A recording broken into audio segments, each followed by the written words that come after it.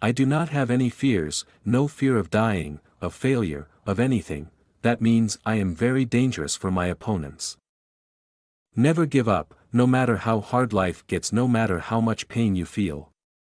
Pain will eventually subside, nothing remains forever, so keep going and don't give up. Compromise for your dream, but never compromise on your dream. You all have to make a new Pakistan. Naya Pakistan is not a slogan, it's a belief. Talent or intelligence doesn't matter, it's your dreams that will decide how big a person you will become. It is not defeat that destroys you, it is being demoralized by defeat that destroy you. When I came into politics, I always thought there was a possibility I would be killed. I believed in myself. I never imagined myself as just an ordinary player. I further promise you that all my wealth and property will be in Pakistan. I will take ownership of this country and won't be like those leaders who create hideouts abroad. In a country where 500,000 die every year only for drinking polluted water, it is more necessary for us to do something for them. In most of Pakistan it is a feudal country. People are very scared and oppressed by authority. But when you move to these wilder areas, they are not so easily suppressed. If you want to know the reality of life, then you should travel. At first travel your country, after that start traveling the world. Travel to know your surroundings so that we can say that you are an aware person. Nature, people and culture are calling you, so travel. Are we Pakistanis, children of a lesser God? Is there one law for the West and one for us?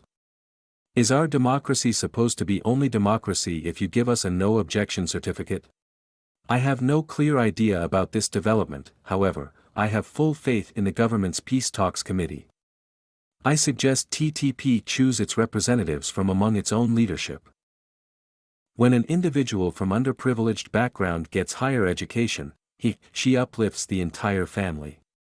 90% of students at Namal College are from underprivileged backgrounds. I look forward for your support in this noble cause. I will protect your tax money. It won't be spent on Prime Minister and Governor houses. Inshallah, the day PTI government comes in power, these walls of governor houses will be brought down. We will break these walls and make libraries and playgrounds for the public to use. People still laugh at me in politics, they think I won't make it, but I think I will. After Harold Wilson, I will be your next chancellor to become Prime Minister. I was taken off from plane and interrogated by US immigration in Canada on my views on drones. My stance is known. Drone attacks must stop. I have studied Murad Saeed's case myself, he have not submitted any fake degree. It's a conspiracy against him.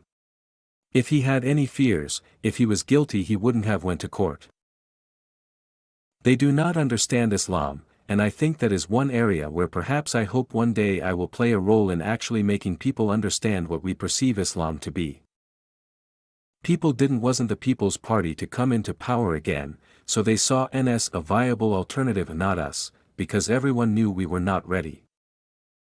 The war on terror is the most insane and immoral war of all time. The Americans are doing what they did in Vietnam, bombing villages. But how can a civilized nation do this? How can you eliminate suspects, their wives, their children, their families, their neighbors? How can you justify this?